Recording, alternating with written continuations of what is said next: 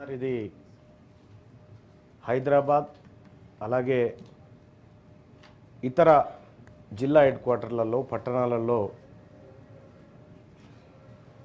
ఆటోలు కార్లు నడుపుతున్నటువంటి ఒక వాళ్ళకు సంబంధించినటువంటి అంశం sir manifesto Congress party manifesto రాసిన దాంట్లో అత్యంత కీలక భూమిక పోషించినటువంటి గౌరవ మంత్రివర్యులు శ్రీధర్ బాబు గారు ఆ తర్వాత ఇంకా కొంతమంది ఇక్కడే ఉన్నారు సార్. వారి దృష్టికి కొన్ని విషయాలు తీసుకురావాలనుకుంటున్నాను సార్. ఇప్పుడు తెలంగాణ రాష్ట్రంలో ఉన్నటువంటి ప్రయాణికులను ఆర్టీసీ ప్రైవేట్ ఆపరేటర్లు కాకుండా ఓలా ఊబర్ లాంటి సంస్థలు కూడా దీంట్లో ఉన్నాయి సార్.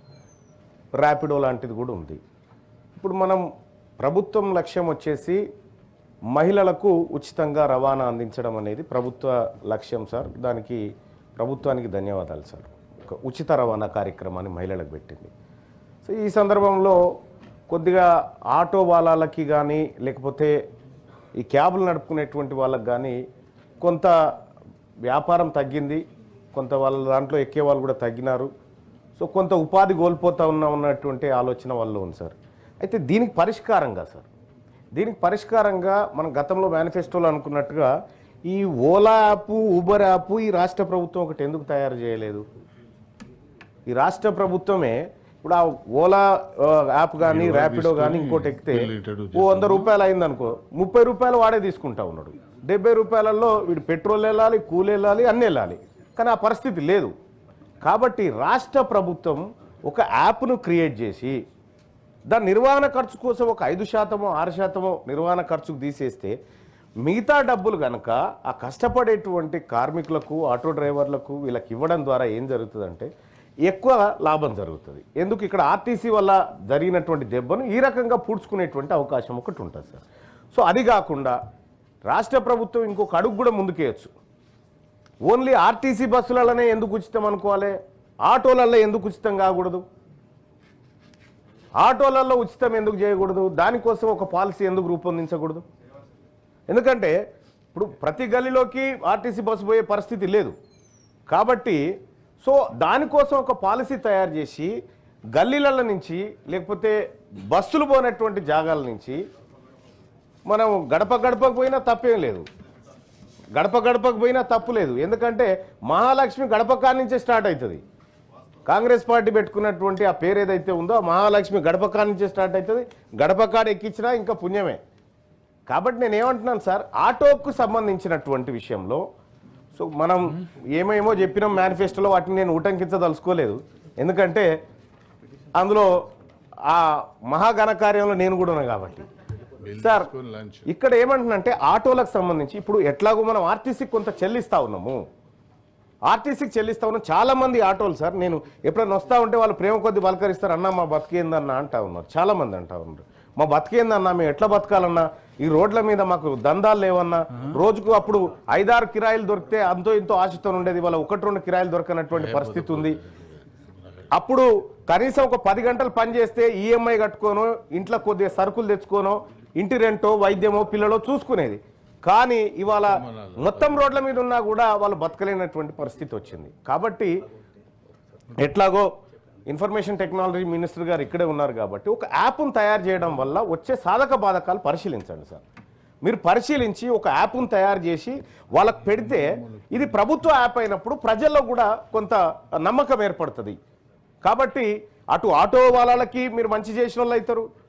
రెండోది ఒక అడుగు ముందుకేసి ఆర్టీసీకి ఆటోకు అనుసంధానం చేసి ఈ స్కీమ్ ఏదైతే ఉందో ఉచిత స్కీమ్ని తద్వారా వాళ్ళకి ఎట్లయినా లాభం చేయొచ్చేమో ఒకసారి పరిశీలించవలసిందిగా ఒకటి కోరుతా ఉన్నాం సార్. ఇక రెండో అంశం సార్, ఈ క్యాబ్ డ్రైవర్లకు సంబంధించినటువంటి అంశంలో ట్రాఫిక్ పోలీసుల కాడ చాలా ఇబ్బంది అవుతుంది సార్. వాళ్ళకు అంటే సమయానికి పోవాలనేటువంటి టార్గెట్లు ఉంటాయి. చాలామంది ఐటీ పరిశ్రమ ఉద్యోగులను కూడా తీసుకుపోతూ ఉంటారు. ఆడ లేట్ అయిపోతేనే ఆడ పంచాయతీ ఇక్కడ నేను సమయానికి తీసుకుపోవాలి. ఇటీవల కాలంలో ట్రాఫిక్ ఎక్కువైపోయింది. ఇక పుట్టుకున్న తొందరగా పోదామంటే అంటే బయటికి మనకున్నటువంటి తేడా ఏంటంటే సార్, ఇప్పుడు కొంచెం సివిలైజ్డ్ కంట్రీస్లలోనేమో రెడ్ లైట్ పడితే గ్రీన్ ఎప్పుడు పడుతుందా అని ఆగుతారు సార్. ఈడ ఆ పరిస్థితి లేదు సార్. రెడ్ పడంగానే పోలీస్ ఆయన ఉన్నాడా లేడా అని చూసుకుంటాడు సార్ పక్కపొంటి. అంటే ఆ పరిస్థితి ఉంది ఇక్కడ. మరి ఇక్కడ ప్రజలు తప్పని చెప్పడానికి లేదు, లేకపోతే ప్రభుత్వం తప్పని చెప్పడానికి లేదు. ఈ సమస్యకు పరిష్కారం కావాలా. అనేకమైనటువంటి ట్రాఫిక్ చలాన్లు కూడా ఈ ఆటోల పైన, కార్ల పైన ఎవరి మీద పడితే వాళ్ళ మీద, అందరి మీద చేయాల్సిందే సార్. రూల్స్ తప్పితే ఎవరైనా దానికి ఎవరేం ఎగ్జామ్షన్ ఏం లేదు. కానీ ఈ వాహనాల ద్వారానే కడుపు నింపుకొని బ్రతుకుతున్నటువంటి ఆటోలు కానీ, క్యాబ్ డ్రైవర్లు కానీ, ర్యాపిడో డ్రైవర్లు కానీ, వీళ్లకు ఒక్కసారి సిగ్నల్ జంప్ అయితే 1000 రూపాయలు పడితే వాళ్ళు 4 రోజులు పనిచేయాల్సి వస్తుంది సార్ ఆ చలాన్ తీర్పడానికి కోసం. మరి ఇప్పుడు కాంగ్రెస్ పార్టీ మేనిఫెస్టోలో గతంలో కూడా నా సలహా మేరకే మీరు అందరు పెట్టినారు, ఏది చలాన్లను మాఫీ చేద్దామనేటువంటి ఒక ఆలోచన పెట్టినారు సార్. ఒక కటాఫ్ డేట్ పెట్టి పాత చలాన్లు మాఫీ చేసి రూల్స్ను పకడ్బందీగా ఇంప్లిమెంట్ చేస్తామనేటువంటి ఒక విధానం ఏమైనా తీసుకొస్తే ఈ కాడి నుంచి కొంత జాగ్రత్తగా ఉండేటువంటి అవకాశం ఉంటుంది సార్. లేకపోతే ఏం జరుగుతుందంటే సార్, చలాన్లు అట్లనే పెండింగ్ ఉంటాయి. ఇక ఆయన ఏ మనిషి అన్నా రాని రోడ్డు మీద ఆయన బండి ఆపుతాడు, ఇవి కట్టేదాకా నీకు పోయేది లేదని చెప్తా ఉంటాడు. కాబట్టి ఇప్పుడు అందరికి కూడా మంచిది సార్, మీరు జిహెచ్ఎంసీ ప్రజలు, పట్టణ ప్రాంతాల ప్రజల ప్రేమ చూరగొన్న పార్టీగా మీరు మారాలంటే చలాన్లు మాఫీ చేయండి సార్. ఈ వాహనాల మీద ఉన్నటువంటి చలాన్లు మాఫీ చేయండి. మాఫీ చేయడం ద్వారా మీకే మంచి పేరు వస్తుంది సార్, ప్రభుత్వానికి కూడా. ఎందుకంటే హామీ నిలబెట్టుకున్నటువంటి చాలా తక్కువ నిలబెట్టుకుంటాం, అయినా పర్వాలేదు ఏదో ఒకటి నిలబెట్టుకున్న పేరన్నా మనకు ఉంటుంది కదా అని చెప్పి తమకు రిక్వెస్ట్ చేస్తూ ఉన్నా సార్. ఇక అలాగే క్యాబ్ డ్రైవర్ల పైన, ఆటో డ్రైవర్ల పైన పోలీస్ దాడులు జరుగుతూ ఉన్నాయి సార్ అక్కడక్కడ. సో వాళ్ళు పోలీసు వాళ్ళ కంటే ఎక్కువ సమయం పాటు రోడ్ల మీద బతుకుతున్నటువంటి వాళ్ళు సార్. వాళ్ళు ఫ్రస్ట్రేషన్లో ఉంటారు. అందరు కస్టమర్లు ఒకేలాగా ఎక్కరు పై, కార్లోకి కానీ ఆటోలకు కానీ. ఒక ఆయన ఎక్కుతా ఉంటాడు, చీకటి అయితే ఒక ఆయన ఇంత మద్యం దాగి ఎక్కుతా ఉంటాడు, అరుస్తూ ఉంటాడు, నేను ఇయ్య అంటాడు, కొడుతూ ఉంటాడు, బెదిరి, ఇట్లా రకరకాలైనటువంటి సమస్యలు ఉన్నాయి. సో వాళ్ళ భద్రత విషయంలో కూడా ప్రభుత్వం కొంత చొరవ తీసుకోవాల్సినటువంటి అవసరం ఉంది. ఇలా లక్షలాది మంది ఆటో డ్రైవర్లు కానీ, క్యాబ్ డ్రైవర్లు కానీ తెలంగాణ రాష్ట్రం, మరీ ముఖ్యంగా ఇప్పుడు మనం జిహెచ్ఎంసీని ఎట్లాగో విస్తరించాలనుకుంటున్నాం, 1,34,00,000 మందికి సంబంధించినటువంటి వ్యవస్థను తయారు చేస్తాం. ఇంతమందికి మన దగ్గర ఉన్న ఆర్టీసీ సరిపోదు సార్, ఖచ్చితంగా వీళ్ళు ఉండాల్సిందే దాంట్లో. కాబట్టి మీరు గిగ్ వర్కర్ల విషయంలో ఏదైతే విధానాన్ని తీసుకోవాలనుకుంటా ఉన్నారో తీసుకొచ్చిరు, కానీ ఈ ఆటో డ్రైవర్ల విషయంలో, క్యాబ్ డ్రైవర్ల విషయంలో, ఈ యాప్ విషయంలో కానీ రాష్ట్ర ప్రభుత్వం చొరవ తీసుకోవాలి సార్. దీంట్లో రాష్ట్ర ప్రభుత్వానికి అయ్యే ఖర్చులు వేస్తారు, ఎట్లాగో పెట్టేది పెడతా ఉన్నారు, మీరు పెట్టే డబ్బు పెడతా ఉన్నారు. కాబట్టి సో సరైనటువంటి విధానంలో పెట్టడం ద్వారా ప్రభుత్వానికి మంచి పేరు వస్తుంది, ప్రజలకు మంచి జరుగుతుంది, మహిళలందరూ కూడా మిమ్మల్ని దీవిస్తారు ఎప్పటికీ. Thank you sir. ఓకే అమ్మా. మినిస్టర్ గారు నోటెడ్. శ్రీ దాసు శ్రవణ్ గారు. హానరబుల్ చైర్మన్ సార్, ధన్యవాదము. ఇప్పుడు నేను స్పెషల్ మెన్షన్ ద్వారా సభ దృష్టికి తీసుకొస్తున్న అంశం అధ్యక్ష,